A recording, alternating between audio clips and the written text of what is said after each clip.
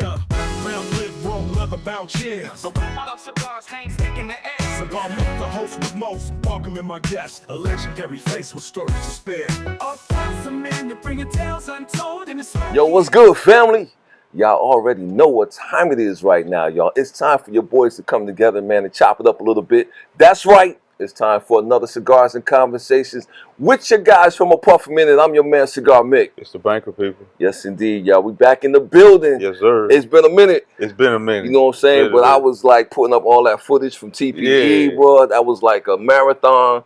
Finally got everything up, bro. So now we can get back to doing some real live stuff. Oh, you know I thought you were gonna say you was in Maldives or something. No, vacation bro. in the south of France, bro. Yo, simple. I can't live like you, baby. You want to be island hopping all the time, bro. You know what I'm saying? I'll be right here in Vegas on the grind, bro.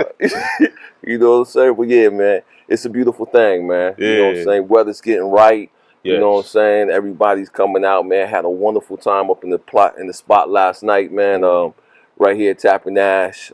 We had that Soulful Saturday. Yeah. You know, Soulful Saturday is so much fun to me, bro. Yeah. You know what I mean? We had my man Tyreek on stage last night, man, with some other outstanding musicians. And, bro, when I tell you, bro, we set this place on fire. Is that right? It was crazy, man. You know what I mean? So, yeah, I'm looking forward to doing more things with those cats. Even before we get started, though, at the top, like I said we was going to do, I need y'all to go ahead and tap in right now, right? Yes, yes. And subscribe, follow, share, whatever, man. Whatever platform you on, make sure you become a subscriber, all right? Because, again, subscribership is everything in this game. Feel me? Man, it supports the work. So keep doing that. Keep showing us the love. Yeah. Me and Mick gonna come with the energy anyway. Anyway. Yeah. Even with or without you. With or without you. We would like to do it with you. Right. You know what I'm saying? But yeah, definitely. So just keep showing us the love. Keep showing us the love on Instagram. No doubt. Check out the podcast, man. Like we keep being remiss about the podcast, man. Go check us out on all the podcast platforms. You can listen to us in your earbuds in the car while you're at the gym, whatever that look like. But please like, share, comment, all that good stuff. There you go, baby. There you go. All right. So as is our custom, right? We always start off talk about what we smoking today, Absolutely. Right? What you working with, baby? Man, I got blessed with this one, right? So my boy took a trip down to Florida. And he went to the famed Ybor City. So don't ask me about no blends. What's the wrapper, the filler? I don't know nothing about it. True. All I know is some Cuban in Ybor City at a little cafe rolled this cigar for him, put a wrapper on it. He blessed me with a box of them. Man, it's a beautiful, beautiful smoke. Anybody that knows Ybor City, most cigar factories in the U.S., the largest cigar factory in the U.S. is in Ybor City. So it's just a cigar town, right? Right there in North Florida. But definitely enjoying the smoke so far, man. It's been a good one. You know, superfluous information, but, you know, what you just said about Ybor City, bro. Yeah. Like, Ybor City was like the cigar capital of the world at one time. You know what I mean? Producing more cigars in Ybor City than they were producing in Cuba, fam. Wow. Like, real talk, man. So there's a lot of cigar history down there, man. You know, so you know, definitely, man, get a chance to get down there. So anyway, man, but yeah, Ybor City is a spot, man. So shout out to everybody down in Ybor City doing their thing in this, you know, in this cigar industry thing. You know what I mean? So today, bro, I'm rocking with this Romeo Julieta. You know what I'm saying? 1875 reserve. You know, so again, man, just doing something a little different today, man. It's a Nicaraguan Puro, you know what I'm saying? Well, I shouldn't say Puro because actually I think the wrapper on this one is a Connecticut Broadband. You know what I'm saying? But it's Nicaraguan filler, Nicaraguan binder, so to speak, man. Just something, man, just to get the day started. You know what I mean? Yeah, it's a nice little smoke. It's a nice smoke, but that's what we're doing right now, fam. You know. And then, you know, conversation, right? So we got the cigars, so let's get to the conversation, you know? And I was telling my man a little earlier, it's like, what are y'all going to talk about? We never know until we turn the camera on, y'all, because honestly, man, what we do is, you know, it's extemporaneous, it's off the dome, you know what I'm saying? Because, again, we believe the best part of smoking a cigar, right, is the conversations that you have while you're doing it. So we were like, sit down and write a script, that would be disingenuous. You know what I'm saying? That's not what this is about. Nah. Let those other cats, man, that's out there write scripts. Let them, you know, do all of that other type of stuff. Cigar reviews. Yo, somebody sent me another and this is love. This is not hate. But somebody sent me another podcast, right? That's out there now, bro. I'm not even gonna say what it is, But again, it was two brothers sitting in leather back seats and stuff like that, you know. Yeah. And I say, you know what? You know, imitation is the best form of flattery, family. Peace and love. We love y'all, man. Keep doing what you're doing. Real talk. Yeah. You know, but this is what we do. And nobody can do what we do the way that we do it. We do it. Feel Yes, me? sir. So yeah, man. So what I'm thinking about today, man, number one, I know we lose people, man, when we go down the whole political, you know what I'm saying, train. But how can you really avoid some of this stuff, fam? Yeah. You know what I mean? Like, how can you really, really avoid it, right? So one of the things that I was tripping on, man, you know, this morning, the report came out, 62,000 federal workers, right, fired. Gone, right? Guess what? Most of them voted for the current administration. See, I'm trying not to say names. You know what I'm doing? I'm trying to be cool, man. Voted for the current administration. 62,000 out of work. Now, when you talk about voting against your own interests, is there any other clearer, right, indication, right, than something like that? Yeah. You know? I mean, that's crazy to me, man. 62,000 people fired, and most of them are like really disappointed and regretting. They got buyer's remorse now, right? Because they're regretting the way that they voted. It was crazy because it happened in the first term under this administration, right? Same thing. People would come back saying, "Man, what did I do? What did I do?" Yep. But it happens. Hindsight is 2020, right? But in this case, you had evidence to go back and look at, and you still made the same mistake twice. That's the meaning of insanity. But they all said the same thing before the election, right? I'm voting because of the economy, right? Because of jobs, right? And I can't remember what the third one was. Economy, jobs, and it was another one that they all said, but gas prices or something like that. Inflation. Inflation was the third one, right? So you just look at these first 100 days, man. The economy's worse, right? Gas has gone up. Oh, groceries was a big one. Yeah. Right? Groceries, bro. Eggs went from like three something a dozen to like $3.99, like $8, $7.99. Come on, man. Depending on what part of the country you in, that's crazy.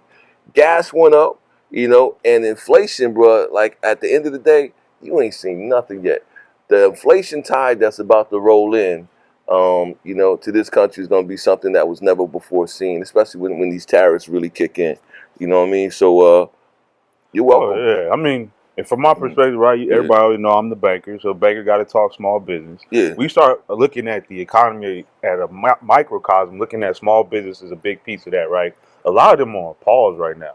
They don't know what to do one way or the other, right? So they say, okay, maybe 6-7 months ago, I was going to buy that piece of land and build a building there. I'm going to move my business to this new building. Yeah. Now, I don't look so favorable, right? Because if I get tariffed in the middle of my project, now I'm paying higher steel costs. I'm paying higher costs overall, right? All those input goods, right? Now your project went from $1 million project to say 1.6, 1.7, just based off of inflated prices. And guess what? The Fed only got one way to fix that: interest rates. Exactly. So guess what's gonna happen? Now, if you thought that scat pack you was trying to get before, that charger, you thought it was expensive before. All right, go get it with a 12% interest rate. Thank you. Go get it with a 12% interest rate. See if you still trying to get a scat pack. Thank you. That's why they stealing them. Yep. 100%, bro. And again, that same business, that's the same small business that you're talking about, right? Once they get hit with those tariffs, right, if they want to stay in business, there's only one way that they can offset that additional cost. Comes to us. It comes to us as a consumer. Well, I know. What I'm saying is they're going to have to let some people go. Well, you know what I'm saying? I mean, that's the first order of business. Cost cutting is anytime, you know, that's the first cost cutting measure is you got to fire folks. It's either raise your prices or cut costs. And then unemployment goes up. Unemployment goes up, efficiency goes down in most cases. Most cases. Quality. Because you should be at an optimal level of employees right before that. So then if you're talking about you got to let people go because my price of input goods went up, that means you're going to be running less efficient. Your sales are going to go down. You just cutting what they say, cutting your nose off to save your face? Yeah. You know? So. It makes too much sense, man. Like I said, I wanted to get that out the way. You know, I honestly just wanted to get that out the way, man. We don't got to say a whole lot about it, but again, I want to say something else. Run it. That fucking address. Oh my God, bro. Come on, man. Oh my Come God. on, man. Didn't it look like a football game Well, and they was trying to tackle each other from one side of the aisle to the other? Oh man. And then I can't remember who it was. The one governor from Texas, I think it was, he got kicked out. Right? He was, you're a liar. It's not he couldn't contain himself. Yeah. He's like, Father, you gotta go, bro. He got kicked out like a comedy show. Exactly, man. Exactly. And got sanctioned behind. But here's the deal. Honestly, this is the first time in many, many years that I didn't even watch it, bro. Oh, you know what I'm saying? So this is the first time I just was like uninterested, bro. Because again, you know the rhetoric, man. You know what you're gonna get from it and stuff like that at the end of the day, bro. So it's like everything is great. You know what I'm saying? Doge is the greatest thing that we ever, came up with. It's what is it? But it's not official, basically, is what I'm saying. It is. No, it was in place before Elon. That was already an existing agency under the government before. It's not an agency, not the Doge, not the. It is. It's the Department of Government Efficiency. It's been in place before Elon ever got there. I never heard that. Yeah, it's been there before he ever got in place. So you're saying that Congress signed off on Doge?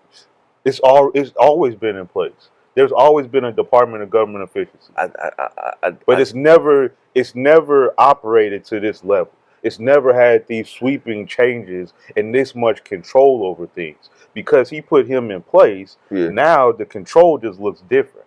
It looks different. It was more about doing an analysis. It was softer, right? If I come into your business as a consultant and I say, hey, your business is not running efficiently, this is how we can fix this and that. It's a soft touch, right? He came in and said, you know what? Do this, and he took it on upon himself. Say we're gonna fire them 62,000 employees. You educating me right now, bro, because I never knew that there was a Department of Government Efficiency before. I never heard the term. This was not new. This was not new. But at the end of the day, well, I guess it's a presidential appointment, man, or what have you? Because it's an appointment by the president.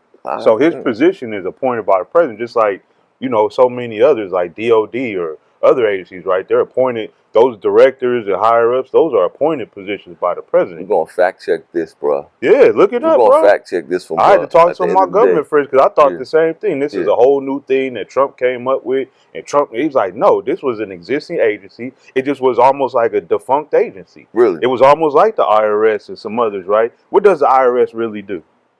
What does the IRS really do? The comptroller does more than the IRS does."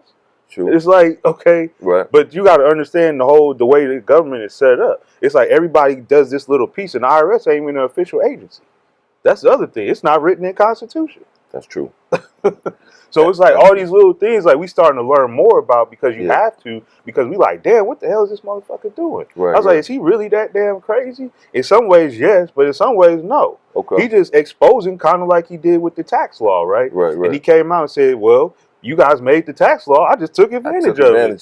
He's doing almost the same thing right now. Right. He's taking advantage of existing agencies and existing positions and saying, I'm going to use them to my power. That's basically what he's doing. And it's like the people that's in the dark and don't know, and it's not that they don't want to know, they just don't know for one reason or another, right? Mm-hmm. And you know how it is, right? If you're struggling, trying to pay your bills day to day, what the hell do you care about the comptroller for? Right, or a Doge or whatever else, right? You still eating noodles and paying $10 for eggs. Right. Who cares? Right. Okay. So something new for me, bro, because again, I didn't think it was an official agency, to be honest with you. But that again, I got to go back and look that one up, bro, because I did not know that, bro. So I'm gonna take your word on here right now that it is an official agency. Yeah, I had to talk to some people about it myself because I didn't know. If you recall, in a previous episode, right, I told you that the current president wasn't the real person that we needed to be worried about. No. I told you from the gate, right, that it was Elon. Yeah. Right. At this point, I think he's a puppet. Well, yeah. I think Trump is just the mouthpiece. Yeah, I told you Elon was the real one, bro. Like I said, this is an attempt to reinvent, South African apartheid on American shores. So at the end of the day, that's really what it's coming down to, man. And the credit to his family still lives in South Africa, right? Exactly. So it's like he still got them strong ties to that culture, that community, what they grew up under, right? That wasn't that long ago. What was it, like 80s? Was apartheid? Yeah, it was in the 80s, bro. Absolutely. Because Mandela didn't get out till 80 something. Yep. Absolutely. I want to say like maybe 84 or something like that, man. When it was still going on, bro. You know what I'm saying? Because I remember having my, my jacket that I had made that's with the fist up that said Amandla, Negretu, power to the people. Yeah, You man. So know, it's like that's a recent history. You exactly. get mad at us talking about history from 400 years ago. Right, How right, can he yeah. not remember something from 30 years ago? Yeah, it's crazy, bro. It's crazy. But the real conversation right now that I'm Yeah. having, man, especially with folks that are kind of in like your generation, Mhm. is they just don't believe it or they don't want to see it, right? Because again, the the America, right, that I grew up in, right, where okay, you have certain rights. You can go to, right, you can go to public school, you can go to the movies, you can do all that. That's only been in place for 60 years, bro. Yeah. Guess what? I'll be 60 this year. Yeah. Right? You see what I'm saying? Yeah. So people in your generation, that's all that they've ever known. Right. So they don't so when they look at somebody like myself who's like, you know, tossing up warning signs and be like, hey guys, Mhm. watch out for this, watch out for that, this is in jeopardy. This, the fact that, DEI is under attack and, the Civil Rights Act is being rolled back, and affirmative action is under attack, and all of these types of things, man. Yeah. People don't realize why those things were put into place in the first place, right? Yeah. So when you change rhetoric and you say things like, well, instead of saying Black Lives Matter, you say all lives matter. Well, duh, you know what I'm saying? But if all lives matter, then how come only Black lives are being, taken and stuff like that, right? And again, you could say, well, what I'm saying, we don't need DEI. What we need is unity, right? But how is there any real unity if you don't respect me for the differences that I bring to the table? Correct. How can we be unified, right? I see things differently than the way that you see. It's not necessarily because of the color of my skin, by the way, right? I grew up in a different environment. Right. You know what I'm saying? I had different influences in my life. So the true diversity at the end of the day is diversity of thought, bro.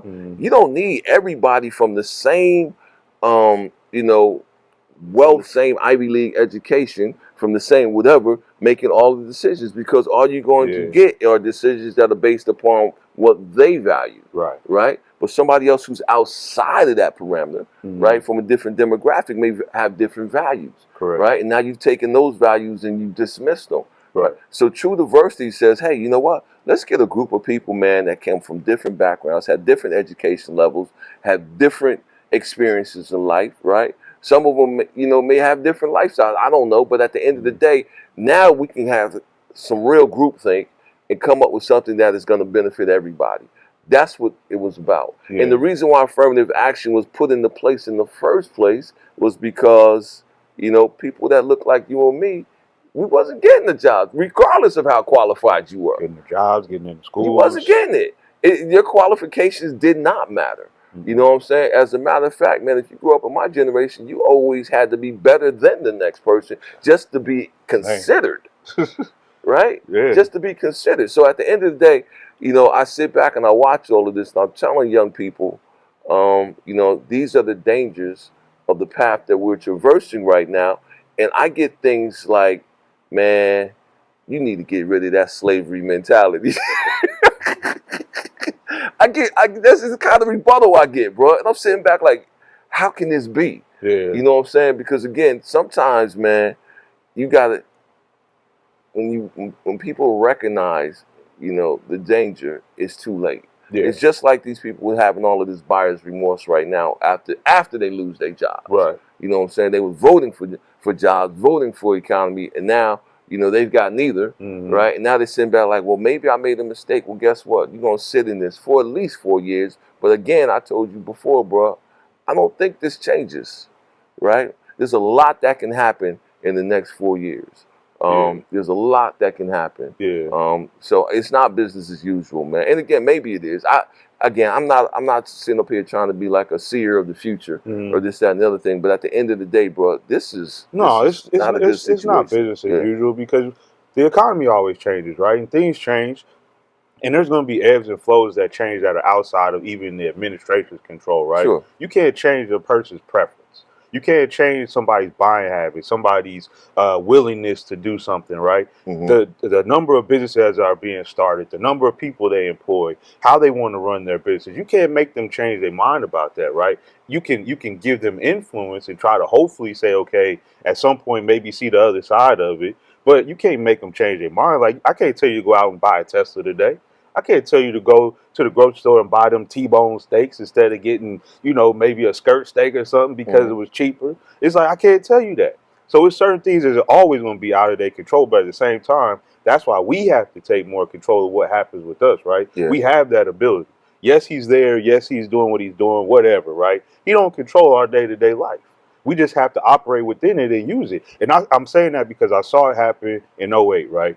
When '08 happened, the crash happened, the economy went to crap, everybody's homes went upside down, blah, blah, blah. True. All that stuff happened. Yeah. Guess what happened? Between 2009 and 2012 or 13 was the greatest period of wealth creation this country's ever seen. In that like 5-year span. Yeah. It was ridiculous. Tech boom. The amount of money between tech, Facebook got blown up, Yep. Twitter, all these different platforms, technology went through the roof, iPhones was popping, they started introducing new technologies because everything was so cheap. Yeah. They knew how to operate within that atmosphere. Right. They took advantage of those downfalls. I guarantee you somebody in this environment is going to take advantage of it. Don't be behind the curve. Don't be behind the curve right now. I love what you're saying because it's very true, right? As a culture, we've always thrived, in against adversity. You know what I'm saying? There's always backlash. There's always backlash after the fact. You know what I'm saying? Because some people just don't want to see other people prosper at the end of the day. But I was watching. I saw something the other day. Just talking about Tesla, you know that there's another black-owned electric car company, right? That self-charges itself. That self-charges itself, right? And I remember one day when I was having a conversation with somebody, I said, I don't understand why, you have to plug in an electric vehicle so much, right? Why the mileage is so low on the current electric vehicle offerings. I said, because in today's society, it would seem to me that if you are driving around in your vehicle all day, right, man, put some solar panels on the roof. You know what I'm saying? Or something. Like you can do something, right, where you can generate, energy, while you're doing it. And again, but this brand has a certain motor, I guess, that is it's self-charging while you're driving it and what have you, right? So again, I thought that was genius. But you don't see this brand being advertised right now, right? Yeah. And again, I don't know, like, where they are in production. My understanding is that these are supposedly for sale now, but you I don't thought hear people. so. Yeah, It's in Atlanta. it's Atlanta. Yeah, they're in Atlanta and they got a showroom ready car. I don't know if they're selling it, but it's showroom ready. They got a whole showroom. You go in, you see how the motor works. Well, it's not a motor, but the way the propulsion system works. The propulsion system actually recharges the car. And I guarantee you, if Tesla wanted to, they probably already have the technology. And the reason I say that, because one of the ways they save the battery in a Tesla is regenerative braking.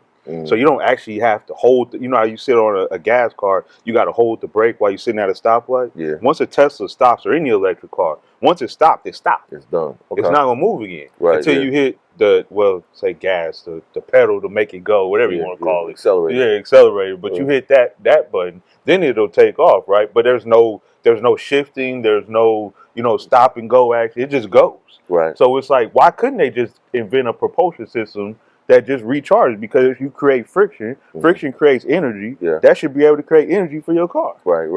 I'm a layman, right? I'm no engineer by any means. I know enough to know that. I was like, friction causes energy. Right. So I'm like, and that's how even a regular motor works, right? When the pistons start coming up, they pump the gas, boom, the pistons start hitting. That's the energy creation. Right. The friction of the pistons hitting the cylinders.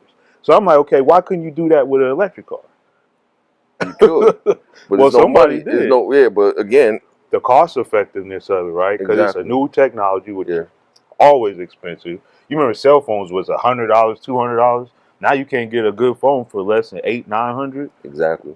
So it's like, okay, so the same thing. Right now, the technology probably is through the roof. I mean, I don't know what they would sell that car for, but I have to imagine it's no cheap car.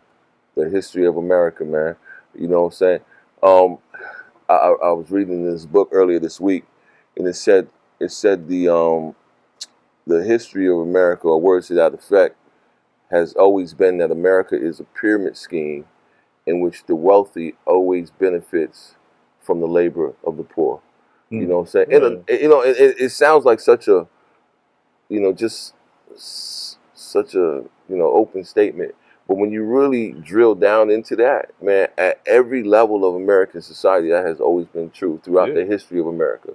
Going back to, you know, 400 years of free labor to where we sit today. You know what I'm saying? To where, you know, we sit in a situation today where, you know, it's more important to have tax breaks for the wealthy than it is for the working class. You know what I'm saying? So, I mean, it really sums up a lot, man. You know, here's something I don't know if you heard about, man. This is crazy, bro. This blew my mind, right? I'm going to make a statement first, and then I'm going to see how you look at me. I think I'm going to go buy me a Proud Boy t-shirt. Cool? That sound cool? I was going to do it. Oh, so you know. Yeah. Okay. Hey, bro, this was brand new to me, bro. I had no idea until I read this in the news, man. So basically, it's a church, right? Are they in like the DMV area somewhere? I can't remember. They literally took over the Proud Boys name and logo, right? Because they owed them like $25 million or something like that in this legal case. And they never trademarked it. So they trademarked it, right? Now the Proud Boys can't even use their own name, bro, without paying them. Genius! See what I'm talking about? People being smart. That was genius, bro. I'm sitting back like, that is crazy, bro. Yeah. It's a hell of a marketing thing, right? Yeah.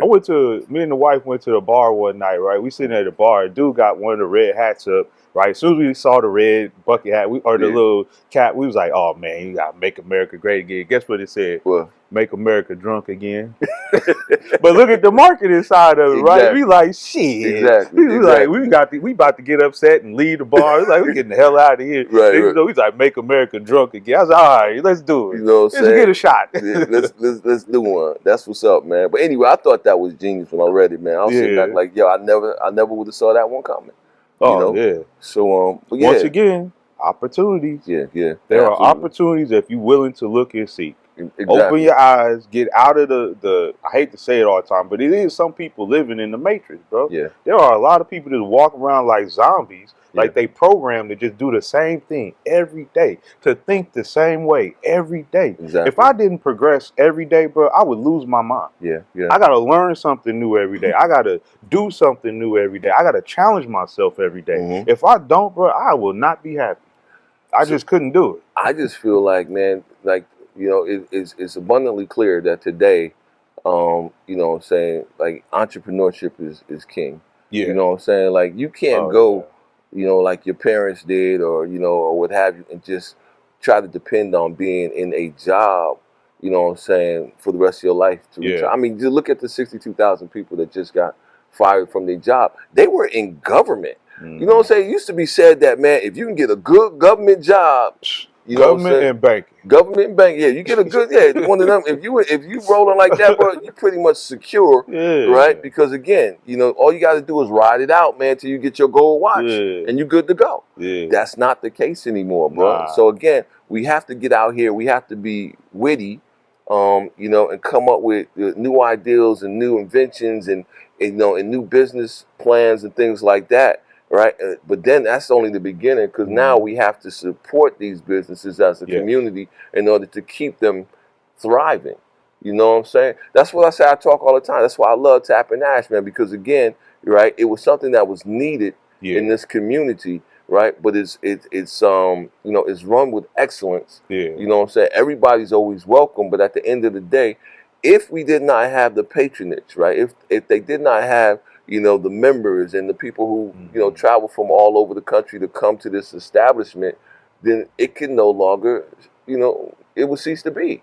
Right? Then where will you go? We got to keep supporting them. You got to keep supporting, bro. Absolutely. And it's like that with all of these businesses, man. What do you think about the whole boycott thing that, you know, that the one-day boycott? I went 50-50 on it, man. And it's still some people still riding out on it. I'm not shopping at Target. I'm not shopping at McDonald's, and it was about the whole DEI thing, right? Right. And we were just having this conversation. I got a mixed bag of thoughts when it comes to DEI because I never felt like DEI did what they wanted it to do anyway, from a rhetoric standpoint, and say, okay, we're going to have a black organizational group. We're going to have, a women's organizational group, a veterans organizational group within the corporation, right? It never panned out the way it should have, right? Because it always benefited a small group more than it did the majority, right? Of any employee groups, right? I've seen it happen multiple times in corporate America. So to me, DEI was never effective anyway. Why are we now fighting against DEI initiatives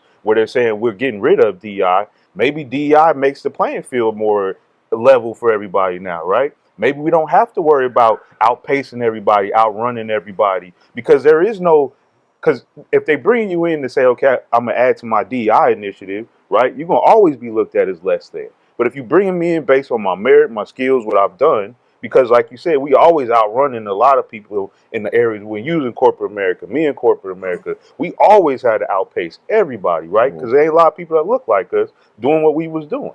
So it's like, okay, under a microscope. Always. Always. Right? You stick out like a sore thumb. Always. So how does DEI help me? I'm not seeing more people that look like me. Right. I'm not getting assistance from people that look like me. It's like, how is DEI helping my situation? Like from an insider, right, standpoint. Yeah. So if I'm an employee at Target, that's what I would say to some of these people say I'm a boycott Target. Guess who sells some of the most black-owned beauty products? Target. Who sells some of the most black-owned cosmetics for black women? Target. And you're going to boycott them for a day?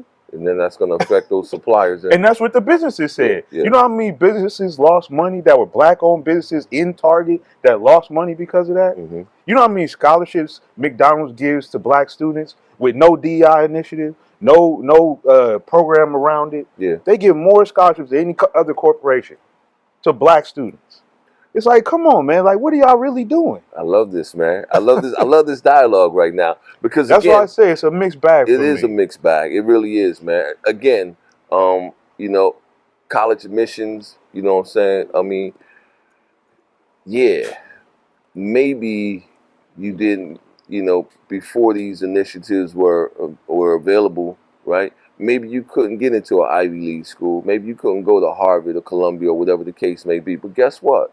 You know what I'm saying? Do you know how much has come out of HBCUs, bro? You know what I'm saying? Like, you talk about a cell phone, bro. That, GPS technology and all that stuff started in HBCUs, bro. You know what I'm saying? So at the end of the day, man, it's like excellence is excellence wherever you can find it. And I always felt like, talk about mixed bags, man. If you really break it down, like, did segregation help or did it hinder? You feel me? You know what I'm saying? Because again, if you are a young black child going to school, right, and you go to school and you see an educator who looks like you, right, who came from where you came from, who is invested in the next generation doing better than the previous generation, right, a lot more is going to be poured into that child than if you take them, right, and you put them someplace else just so you can say, well, I can go where you go, or this, that, and the other thing, right? So at the end of the day, man, it's a very, very difficult conversation when you think about it, but I mean, who's to say what's right and what's wrong, bro? You know what I'm saying? At the end of the day, we have to be invested in our community.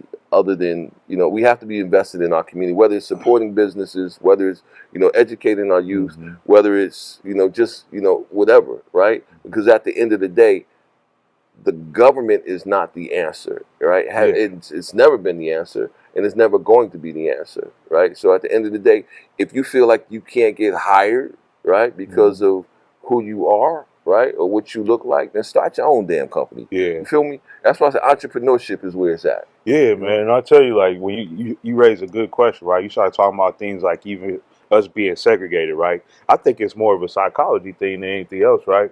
From a psychology standpoint, our people are broken. They are broken. It is a lot different. But it's a lot different, like you said, to go to school, see a black teacher, a black principal, black administration. So if I get sent to the dean's office, I know I'm seeing somebody that looks like me. Somebody that's telling my your mama story. in church. Facts, right? Right. Yeah. We all go. I remember my grandma went to the same Yeah. school from elementary school through high school, right? She went to Booker T. Washington, Memphis, Tennessee. Was in the same school her whole life. All black students, all black. She went to school with Isaac Hayes, right? She still remember Isaac Hayes wearing purple bell bottoms to school, right? So it's all these different things like she remembers because she went to school with all these same people and they was all black. They was great teachers. My grandma had straight A's in high school. Yeah. She just was fast having babies and stuff. But anyway, she had straight A's in school. Yeah. Everybody looked like her. Her psyche was different. Yeah. And I see it in my own children. I'm like, they going to school with these weird situations, man. Yeah. And then you start talking about gun violence. That's a whole nother story, right? Exactly. And that don't come out of the black community, right? Gun violence. I'm like, yeah, it was gangs, but it wasn't just people going to school just shooting people for no reason, right? Exactly. That was unheard of, right? My baby learning how to get under a desk because of a shooting, not because of an earthquake. I remember we was doing earthquake tests. We never had earthquakes in the back until recently. But yeah, all that being said, man, I think it's a psychological thing. People just seem so broken right now. They so hurt and depressed, and they just want to stay hurt. And I'm like, okay. The man said it when they was talking about the Target boycott, right? He said, we done marched enough. We showed you we was mad. We shut down the damn freeway in California. We showed you we was mad. Now you did that part. You can't just stay mad. We got to do something now. We have to do something. We've been saying this for what, last 10 years or something, right? Wow. I'm like, but we've been mad. Yeah. It's like, stop being mad. Let's do something. Let's get some initiatives together. Let's get common ground. We ain't going to all agree on everything, but let's find some common ground where we do agree on something. I think entrepreneurship is the easiest way. Let's create easier pathways to ownership between entrepreneurship and buying land. We need to be buying as much land as we can get. Every piece of it. I agree with you 100%. Every piece of it. 100%, bro. But it's going to become increasingly more difficult, right, to buy that land right now for the fact of lack of capital. You know, again, the only way that you're going to be able to do that is you're going to have to come together in some type of a group, right? Either some that type or of a consortium and start buying land together. You know, so just like the Freedom Riders, bro. There's always friends of the struggle. Yeah, it was white people on them buses too. It was white people doing sit-ins too. So we got to find friends of the struggle. We got to find friends of the struggle that can help out. Right? In the same token, saying, okay, we're going to lift y'all up because y'all need to be lifted up. These are the staples that built us. Yeah. We ain't got no grandparents and uncles or aunties passing away leaving $1 million insurance policies. Yeah. Right? It ain't happening. I used to wonder about, this is a side note, man, I used to wonder about, man, during the whole Reconstruction period, and you still hear people say this today about reparations, and they go back to that whole 40 acres and a mule. Why 40 acres, right? Why 40 acres, right? Why not, 60 acres, 100? But why was the number 40, right? So in doing a little bit of research, man, right, in 1618, the Virginia company, man, when everybody in the Jamestown settlement pretty much was dying off, right? Because they didn't know how to farm. They didn't know, you know what I'm saying? And once they pissed off, Seneca and his people, the Indians and stuff like that, who stopped helping them, right? They just couldn't create profits, so they couldn't get people to come from like England to the New World because nobody wanted to travel across the ocean to come to this New World to starve, to die of starvation, right? So they came up with a very witty ideal, and they said, you know what? So if you go to the New World, for every head that you bring in, you get 50 acres of land. So basically, a family of 4 could come over here, right, and have 200 acres. Right, to come over to work now, right, to work or whatever, right, and then after, so they were doing this for a very long time, but then somebody got ingenious, man. I guess it was this cat Manistee or whatever. That there's a county in Virginia that's named after, and he basically said, okay, cool, and he brought indentured servants or slaves or whatever over with him and whatnot, right? So again, for every head, so basically when he came, he ended up with 3,000 acres of land. And then other people started seeing that, right? And they're like, wait a minute, you know what I'm saying? That's what really propagated the whole industry of slavery in America. People's like, well, I get more land with the more heads that I have, and it's that another thing. And then they passed a law that basically said, yo, if your mama was a slave, you're a slave. And then we have perpetual generational slavery. But that's how all of this stuff came about in the beginning, right? So again, they were getting $50 acres per head, right? So during Reconstruction, it's like, well, we don't want to take all the land away, right? Or what have you. So again, if you had served, because they got 50 acres for you, we'll give you 40 back. That's how they came upon the number of 40 acres, bro. Wow. Isn't that crazy? That's something. Yeah, yeah. Okay. You know what I'm saying? I didn't know that. Yeah, yeah. Okay. So I read too much. I'm sorry, bro. But but and stuff like that just fascinates me, man. I'm like, how did they come up with 40?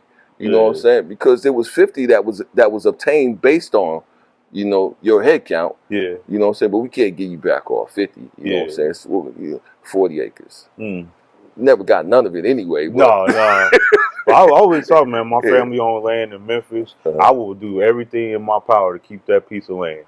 It was 20 acres at one point. Now we down to less than 6. Right? Because it didn't got parceled off, taxes didn't get paid, this, that, and the other. Now we down to like 6 acres. Every house in the neighborhood is worth $1 million. We just got basically a shack compared to everybody else sitting on the piece of land. I was like, man, I would do everything in my power to keep. We got 2 people that own the property left, my grandma, her twin, and I'm like, shoot, we're going to do everything we can to keep that property in the family. Yeah, I remember, unfortunately, man, like my family, my father's family had, hundreds of acres of land in South Carolina when I was young. But, they started selling off parcels to developers and stuff like that for like pennies on the dollar. It was crazy. And I remember when they got down to what was left, and there was this big meeting. I was just a child, man, with my father, his brothers and sisters and like that. And there was like this huge debate as to keeping the land or selling the land off. My dad wanted to keep the land. He was outvoted and they ended up having to sell it. So there's no land, in my family in South Carolina to this day. But it's just crazy, man, because that land is worth millions and millions of dollars today. I remember as a young person, man, whenever we would go to family reunions down there, we would always go to the land. Yes. You know what I'm saying? And stuff like that. And, it was just like crazy. We'll play baseball out there or just something like that, but we would always go to the family land. Softball, basically, you know what I'm saying? Oh, your aunties got skirts on trying to hit the ball and stuff. But, just stuff like that, man. But, but my children never got to experience that, you know what I'm saying? Because it no longer exists, unfortunately. But you're right. We need to find a way to re-obtain land, because that's really the only real wealth. Yeah. You know what I'm saying? Land ownership at the end of the day. Everything else is fleeting. We got to get back to staple goods, man. I mean, gold, silver, land. I mean, it's a reason why they counting Fort Knox right now. Ain't no gold in Fort Knox.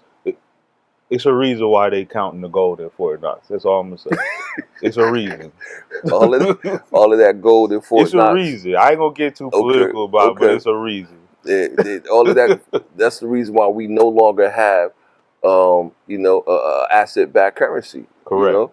We got a fiat currency, right? It's just basically, it tells you that this note is legal and tender, right? But there's nothing backing it. Nothing. There's no gold. We used to have, I was still a youngster, man. When I remember, man, we had gold certificates. No. We had real silver coins. What was it, the 70s? In the 70s, bro. Yeah. My father owned a liquor store, bro, and every time somebody would come in and pay with one of those certificates, I would remove that bill from that pile, bro, and put it someplace else and replace it with one of those legal tender notes and stuff. You know what I'm saying? But it was illegal to have that stuff now. Even, but we don't have an asset back and they shred it. Right, exactly. It's over, bro. I used to collect the silver quarters and all of that. Man, we all over the place, bro. We all over the place. But I'm gonna put this out there: if you can find a Lincoln wheat penny, right? I think they minted these things from like 1909 to 1958, I think. But that's the one with Lincoln on the front and the wheat on the back. Them tokens is worth like millions of dollars right now. Oh, damn. Yeah. I gotta go home and go through. Somebody got it in their little coin jar. It's in somebody coffee in the coffee holder, the cup holder in their car. Somebody out there is holding these pennies, bro. You know what I'm saying? But they worth millions of dollars right now. I raid my grandparents' house. Exactly, bro. Real talk. But anyway, man, You know, man, we all over the place, I bro. know. I think we bust them in the head Yeah, again, yeah, man. man. We did. It's just too much, man. It's just too much. And again, man, like I said, these are just conversations, family. This is not anything to be offensive or anything like that. But we have to conversate about the world that we live in. Right. You know what I'm saying? And again, I mean, in case you didn't notice, I'm a black man in America right now. You know what I'm saying? So these are the things that are at the top of my mind. Yeah. You know what I'm saying? As I try to navigate and figure out what does tomorrow hold. Yeah. You know what I'm saying? You hear a lot of people talking about, yo, you know, it's time to pack up and move out, you know, and go someplace else. But where you going to go? I mean, this mindset of, you know, I would say capitalism. There's other words that I can use as well. But of, you know, the rich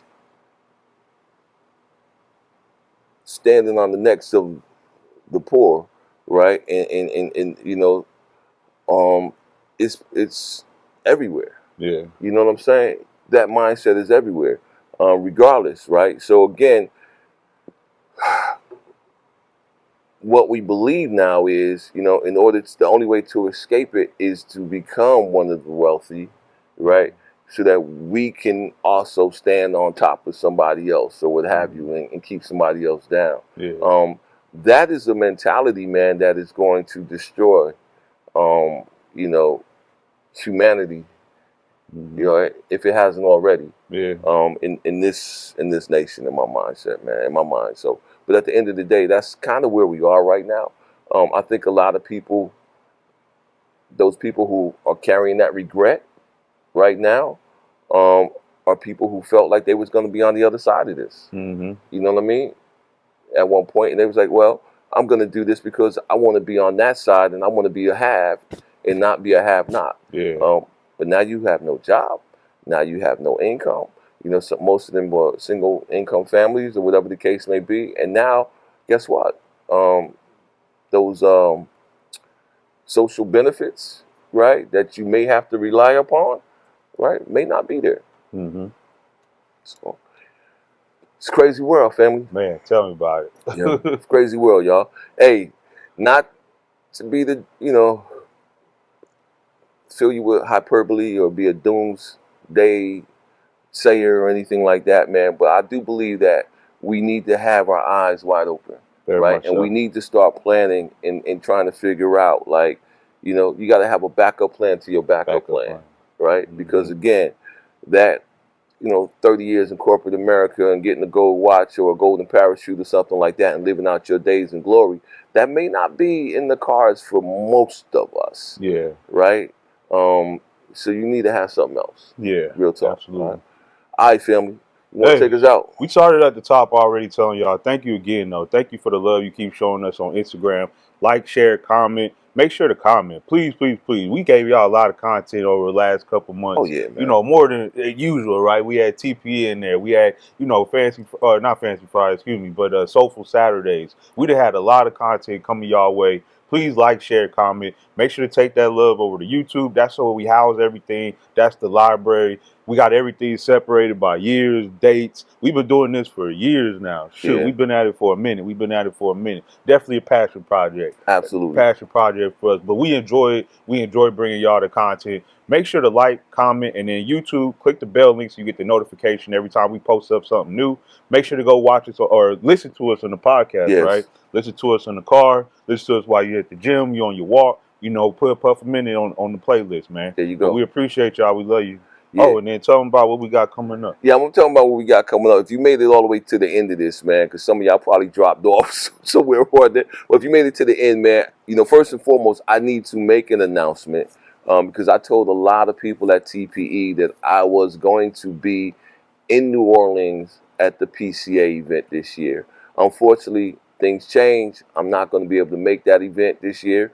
All right. So, but I am looking forward to some other events, man, where you may be able to find Apuffaminute. I hope you guys can be there and stuff like that. First and foremost, man, I need to tell y'all about what's happening right here in Las Vegas. All right. So on May 3rd, right, we're having the first inaugural Torch LV event, right? This is going to be a one-day festival. It's going to be superb, man, with you know, lots of artists, man. I already know that Rick James's Stone City Band is going to be performing. You know, we've got some, you know, Grammy Award winning jazz artists that's performing. We got a lot of the hottest local acts in Las Vegas that'll be out there doing their thing as well. So we want to invite you guys to come out. Cigar vendors, you get cigars when you come through the door. Then they'll have the cigars out there having specialty packages and all of that. It's going to be beverages, you know, adult beverages, spirits that's going to be out there, lots of different vendors. But it's just going to be a cool day in the park. It's going to be at the Government Center, not too far from here at Tappan Nash, man. So we want to invite you guys to come on out to Las Vegas. You know, it's on a Saturday, so come on out for that weekend, hang out with us, man, and just have a great time. Yeah. Tickets for that event are on sale right now, okay? They're on sale right now. You can go to torchlv.com. You probably see it scrolling across the bottom of the screen right now, so make sure you check that out, all right? Also, the week after that, I'm going to be in New York with the Enthusiast Report. They're having their annual cigar, wine, and spirits event that's going to be in New York at the Swan Club, I believe it is, in Long Island. So again, man, make sure that you guys, you know, follow that. If you haven't seen it already, we're already posting that up on the Puff Minute on the Instagram and on the Facebook as well. So you can get, you know, you can get tickets for that. And actually, if you use the code PUFF, right, you'll get a 15% discount on those tickets, right? And not to be outdone, right, there's the Newport Beach event that's being put on by the same organization, right? Enthusiast Report, same thing, but it's going to be in California, Newport Beach, right? Cigars, wine, and spirits tasting. We went last year, bro. It was wonderful. It was outstanding. Had a great time out there, man. Saw a lot of people, you know, within the industry and those who are not in the industry. But again, it's a wonderful day. You know what I'm saying? You can go out there and hang out and enjoy the California sunshine and do the same thing. So those are 3 major festivals that are coming up, right? Also, you know, looking a little bit more forward, Rocky Mountain Cigar Festival. Those tickets go on sale March 31st, right? So again, that's... Oh, no, they go... I thought it was tomorrow. I thought it was 31st. I thought they went on sale maybe 31st. right. But again, that's going to be up in the Rocky Mountains in Colorado, you know, in Boulder, Colorado, you know what I'm saying? So again, that's another annual event that's crazy hot, man. So we want to make sure that you guys come and join us out there as well. So we're looking forward to a lot of different things that are coming up. It's unfortunate that I can't make it out to PCA because I actually have another obligation that I have to take place in. But again, man, we always look forward to seeing you at any of these events, man. So again, make sure that y'all get out, man, and have a good time. That's what it is, man. Right? So that's what's coming up. Yeah, that's it, man. I think that's it. That's it? Yeah. Family, I want to thank you for joining us for another Cigars and Conversations with you guys from apuffaminute. One more time, I'm your man, Cigar Mick. It's the banker, people. It's the banker, y'all. And, you know, we'll be back for more, right, in the next coming weeks if we don't get shut down based on this episode. You feel me? Yeah. Peace, y'all. Peace. One love. We'll talk to you soon. We out. Legends and rising stars, put your heart to the test. Exploring the journeys from where they began to where they now stand, a testament to man. From cigar to last, let the stories ignite a sanctuary of wisdom where dreams take flight. In the glow of embers, let your spirit soar. With every puff, we're craving more.